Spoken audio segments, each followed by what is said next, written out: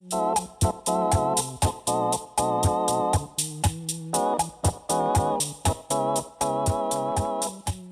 is up, ladies and gentlemen? Welcome to A Following. This is our first double guest on here. Or not two guests at the same time, but having the guest on more than once. We got Taurus Hearns in here today and his beautiful wife, Liliana.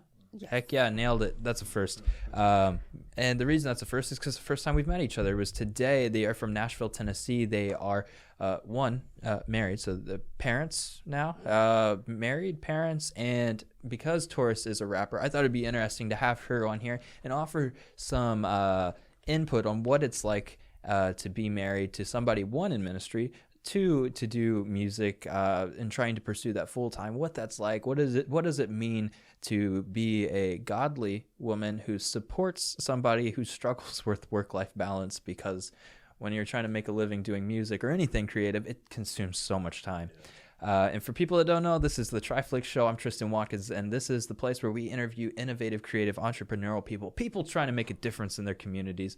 Last episode, we had Taurus on with his duo of Hill Zion Records, LG, Livingston, and we got to talk a little bit about the music, but now we get to talk about the background, the backstory, find out what it's like to live with the guy that makes all these great tracks. So thank you so much for coming on. You're welcome.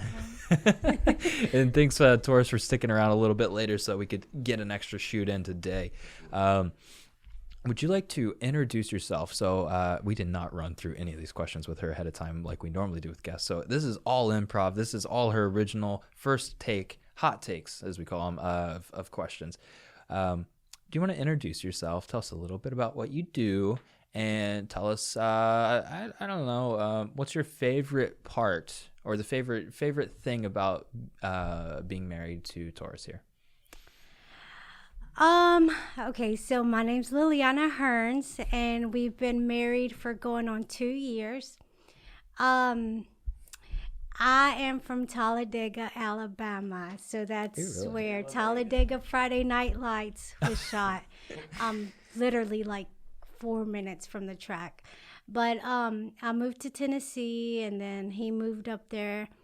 My favorite but not favorite part about being married to Taurus is he's so creative. It's like my favorite, but at the same time it's like not my favorite. A little exhausting because you just got so many ideas. He's so creative. Like he'll bounce, and it's like he has all these ideas, and like I just have to tell him like calm down, breathe, write down your ideas. But it's like his head is all over the place. Oh yeah. And like I'm more I'm more organized, more like, okay, let's step by step, and he's just like bouncing with ideas, and he brings them forward, and it's like, okay, like I like that about you, but you need to calm down and step back.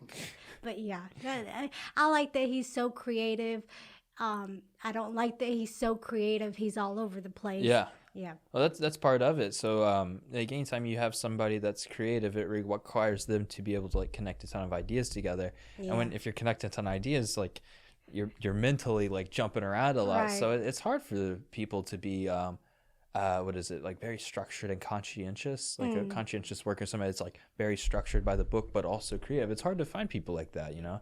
That's why you see a lot of struggling artists, people that are like kind of half going at it. And it's hard to find people that are just going at it one thing 100% and putting everything in it, because a creative person normally wants to jump around everywhere, right? Yeah. So I'm swiveling all over the place. If you guys aren't checking this out on YouTube, you definitely should. Match faces with the names. But of course, you can check it out on Spotify, iTunes, Google Play, and all that. And you know, let's just do a self promo right there. And let's bring this back in though. I was actually curious. There's a couple of actors that go on Hollywood sets, and you know, every once in a while they're married, but every once in a while they get on the same set. They're being cast for the same shows, and they'll have pet names for each other. So they're like in the middle of doing their professional work, and they're calling each other honey and baby and sugar and sweetheart. And I'm curious, when you're like, if you're ever on doing a tour, if you're ever doing a music performance and she's there, do you guys keep it strictly professional, or do you guys still throw around the pet names? We try to keep it professional, at least on my end. Like even at church, we were doing Sunday school, and he was teaching, and he was going around the room, asking for everybody's input.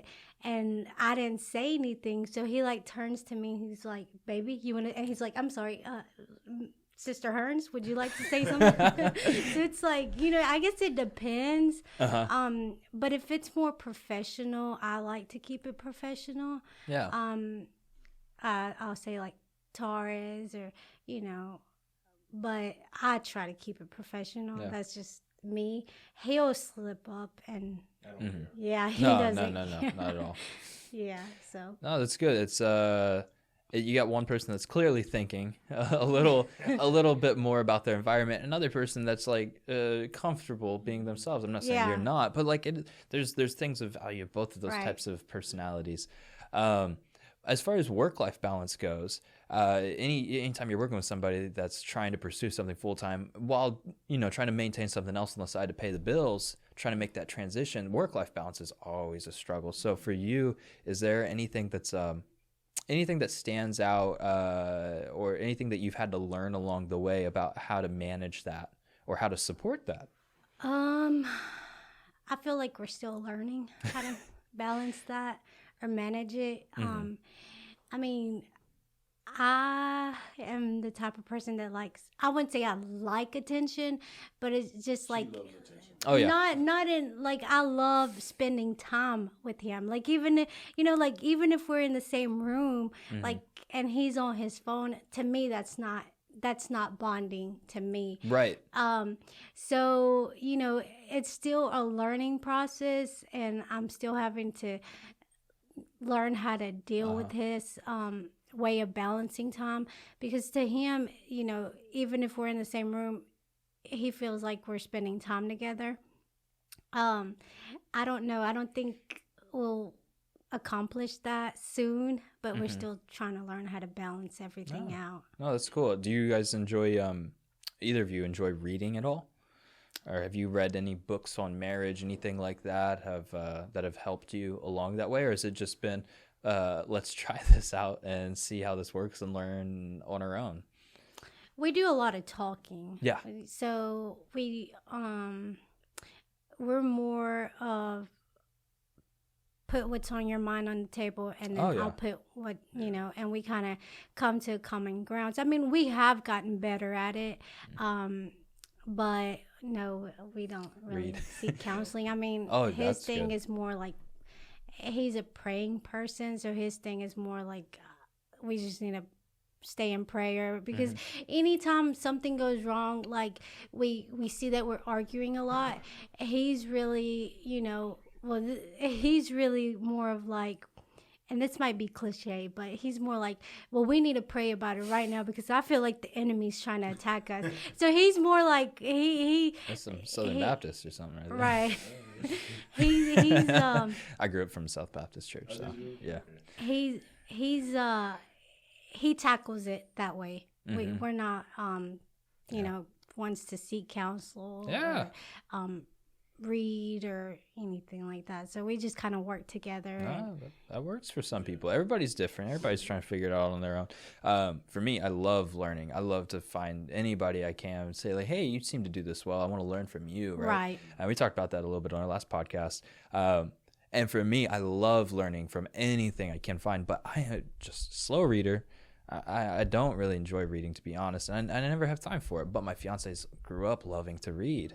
So what we do is anytime we're in the car for more than like, we got a 25-minute drive. All right, I'm like, we have a book on the side, and the book rotates out all the time. So we've gone through probably 5 or 6 books. And the reason I bring that up, because one, that's how we deal with our I guess conflicts, is like we're trying to find new information about it. It's like, hey, somebody recommended this book and we're trying to learn about it. But also you'd mentioned time and talking about how him being on his phone in the same room isn't the same thing as being emotionally, like being physically and emotionally available to you. There's one book I would really recommend. I should have looked up the name before I brought up this topic, but one is the 5 love languages. Right. Yeah. And I'm sure it's such a common thing for Christians to at least know something about. Have you guys dove into that at all? Do you know a little bit about yourselves and where you fall on that spectrum?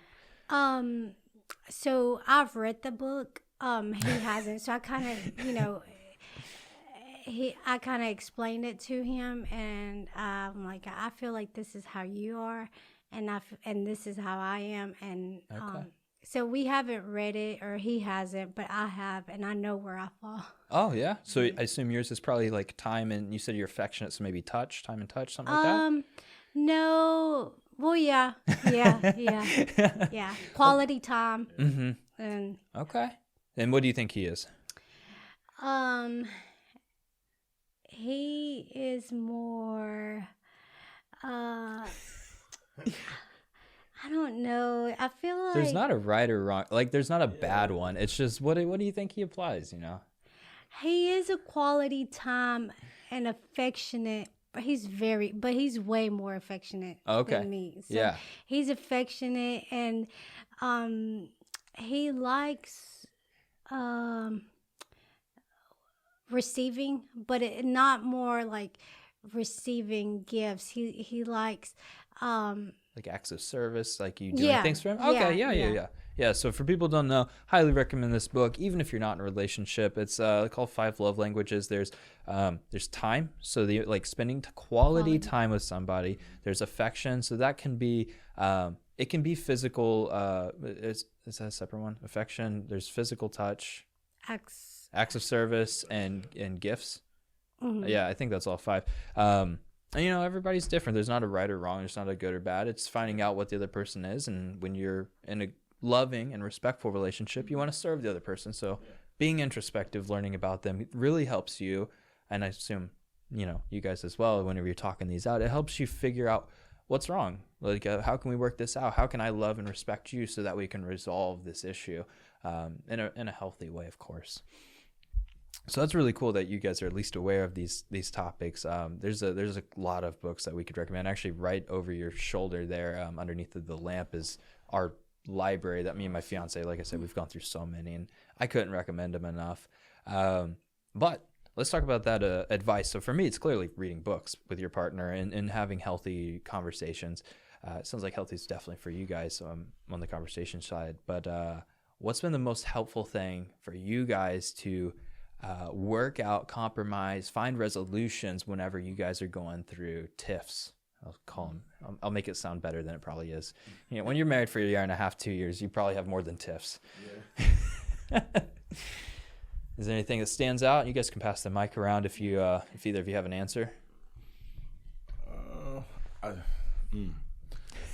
I'd probably have to say. He's thinking a lot right now. He's like, I don't want to put my foot in my mouth. Yeah. Let me help you out. When I make a mistake, and then follow up, so then everything that you say can be covered, and it's not you shifting blame at her. Yeah, that's good. I think for us though, more so than anything, just the communication aspect is a big thing for us. Like she was saying earlier, how we just kind of communicate through everything. Yeah. Like a lot of people that are around us, they notice that she'll start to get frustrated, or I can get frustrated, and then we'll just start laughing about it. And we just forget that we have even had this problem. He'll do something silly, or I'll do something like, if there's a lot of, we don't argue a lot, if that makes sense. Like, we have disagreements, but it's like we always laugh about it, like a couple of seconds. Like I could be so mad, but he'll do something, or he'll say, I know you want to smile, and you stop acting serious. You want to smile.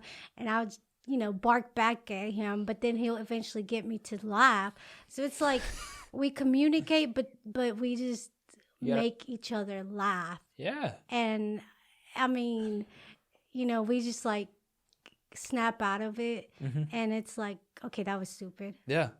No, that's like I said, I love learning from different people, and if somebody's good at something, I want to learn from them. So I meet couples that have been married for 40, 50 years. I'm like, oh my gosh, like what is you guys have been together clearly longer than most people. What's your secret? And I think I was talking to my grandmother about this, and she hasn't been married for the 40, but they've been married for quite a while. And she's like, I went through, I was like, I think, she's like, well, what's important to you? I was like, well, I think love, respect, good communication, honesty. Like, I think those are the groundwork. And she's like, and you're forgetting one. I was like, what's that? She's like, don't forget to have fun. Yeah. Like, it is so important for you to have those moments of laughter. You don't always have to be so serious. And sometimes, especially whenever you have a kid and, there's a lot more responsibility involved. You have to be intentional about making that time for having I don't know, good fun, good conversations and all that. Are you intentional in that way? Is there anything that you guys do specifically other than when you have a conversation, you guys just point out funny things and laugh? Do you guys get to go on any fun things, dates, travel, anything like that together? He's whipping that mic over. My bad. Yeah. No, you're good, man. That's one thing me and my wife was talking about, like just getting out and going on more dates. Especially with my daughter, with our daughter being here now, it's a little time consuming, whereas we're not able to get out as much as we would like, just because of the weather, not because we have her, but because the weather permits us to do it. Like if it's too hot, we can't go out with her because she'll get too hot. If it's too cold, she'll catch a cold. We found a nanny and that goes to our church, so she keeps her.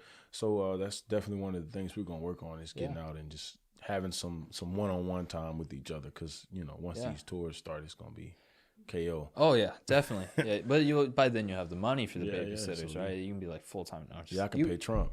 No, I'm just playing. All right. One thing is throwing me off right now. So I can, like, we've talked before, and I'm starting to pick up like on accents, because you and LG have very different ones, but you're both from Birmingham, right? Yeah. Or Alabama, right? Around that area. Where are you, like, ethnically, where are you from? Like, I cannot put a pinpoint on this, and your accent is throwing me off so much. I don't believe maybe I'm wrong. I'm not from the South. I don't believe you have a true Bama accent. So. No, I'm actually Mexican. Are you real? I was honestly, I had no idea. It was either like Asian, Polynesian, Mexican. I get Filipino, Hawaiian, everything else but Mexican. And she be flashing it too. Well, you said she likes attention. I wasn't sure if that was from you or just in general. So I was like, let's talk about the ethnic thing. Maybe it's something let's talk about. So Mexican. So are you?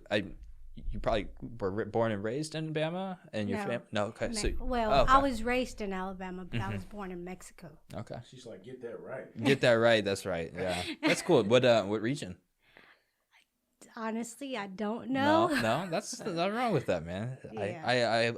I know I was born within 30 minutes of here, and I never remember the name of the hospital. I think it was like Greensboro, Greenwood. I think it was Greensboro. I don't know. So don't take it too personally if you don't know what city you're from. You probably moved pretty young too, I assume. Because maybe. Yeah, I think it was 6 when we moved to Alabama. Yeah, no, that's cool. That's cool. And then 5 I mean, just to think, if you didn't, you wouldn't have met this great guy, right? Right.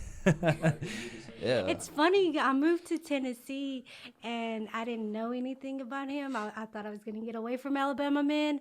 Oh, so you guys? I didn't ask about this. So you guys didn't meet in Alabama? No. Oh. That's cool. Okay, so so tell me about that then. So my best friend from high school knows LG. And of course LG and Taurus already knew each other. I had already moved to Tennessee, and she calls me and she's like, "Hey, there's this guy I think you would like." What did she say? She said he goes to church. So I mean, that, because I want out of 350 million people in the U.S., this guy goes to church and he lives in Tennessee. You might want to talk to him. Well, he lived in Alabama. Oh my gosh, what? So yeah. You might want to talk to him. That's funny. So we talked on the phone. She gave him the phone and we talked a little bit, and I mean the conversation was just like I've known him, and That's cool. Went from there. Yeah, so I guess you guys must have been pretty compatible. You're married now. Yeah. All right. Well, I hate to cut you guys off, but I know you guys had a time constraint today. I think it's fine if we go over a little bit. I'm gonna leave this one up to you guys. We're in. It's like around 2:30 right now. Do you guys want to go for another 5 minutes, 10 minutes, or you guys want to wrap this up? Yeah. All right. So you know that he's like starting to go serious with the business now. We talked last podcast about in the last 6 months they started the company up. They're official by the state. This is what they're doing. What's that? What was your first thought? Like, was it when he brings up this idea? He's like, "Hey, honey, this guy asked for a Google review, and now I want to do music again." And what was that like for you? What were your first thoughts? It was scary because he's a minister. Mm-hmm. So I didn't want this taking time away from the ministry, because I know that he loves to teach, and preach. So and I know he loves music, but it was just a scary thought, because when he did it, before he put it down, he was just so stressed out all the time about it. So I didn't want him to be back to where he used to be, like the stress and so it was scary. Initially it was scary. Yeah. So we were talking about also like values and goals, and your goals should be based on what you value and prioritize. So was there a conversation about like, what are you trying to get out of this? Was there like or was it just, hey, this is scary to me, but I fully support you? Or did you like question it a little bit more? I questioned it a little bit, because like I said, I didn't want him to be stressed out. I mean, when before he put it down, he was stressed out a lot. So I just didn't want him to be stressed out, and that affect us in some way. So I did ask, he asked me, what do you think if I do music again?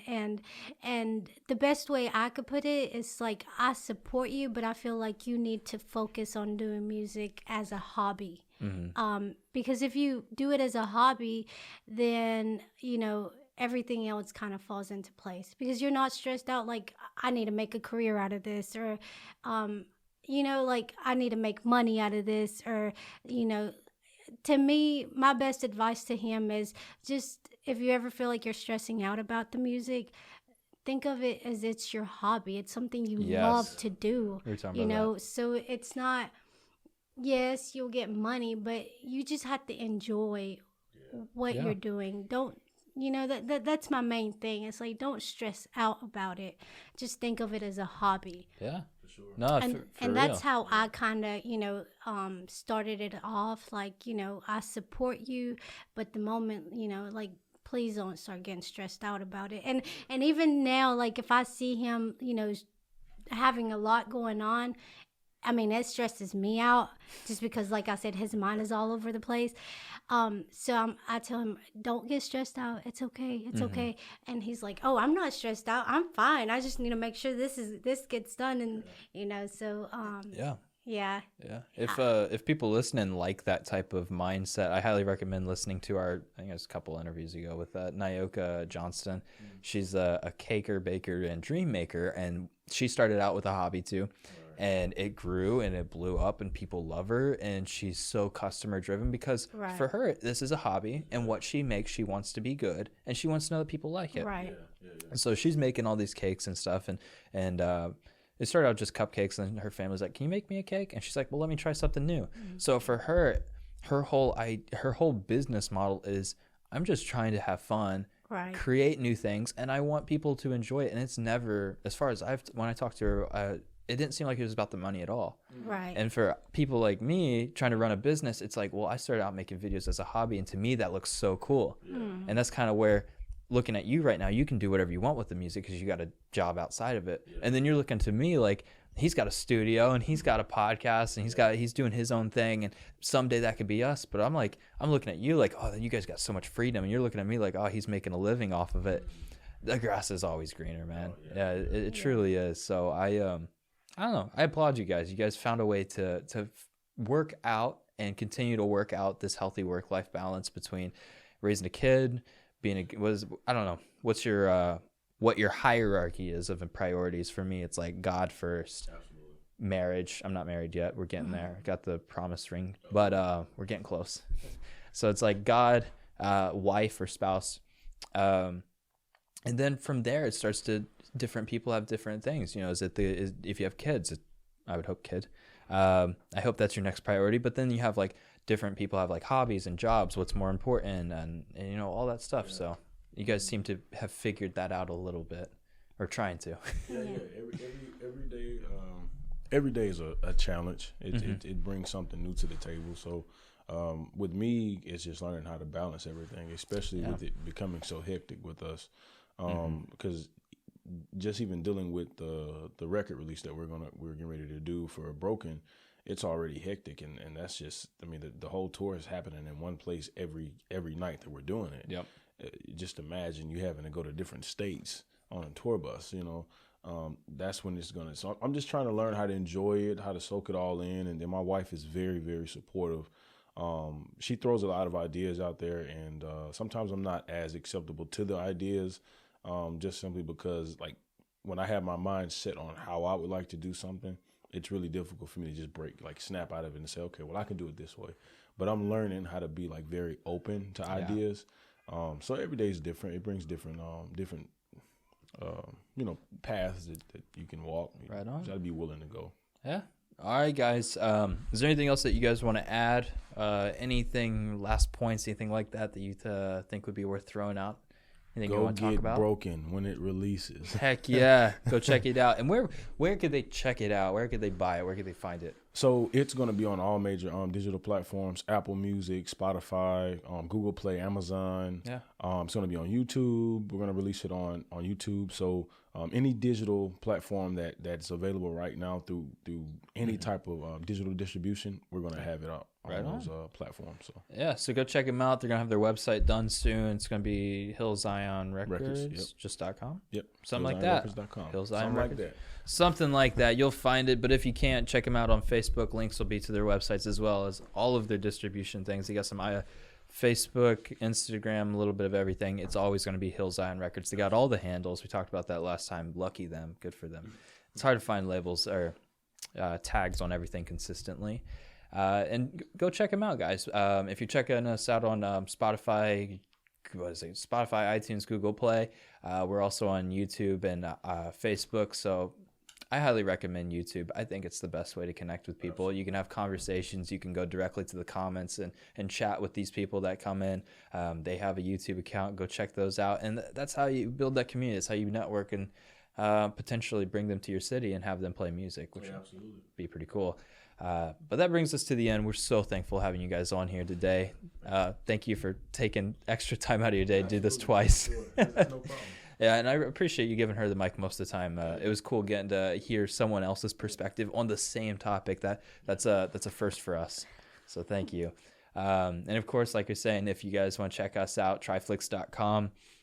There you can find links to everything where the podcast is listed, as well as our business ventures, what we're doing.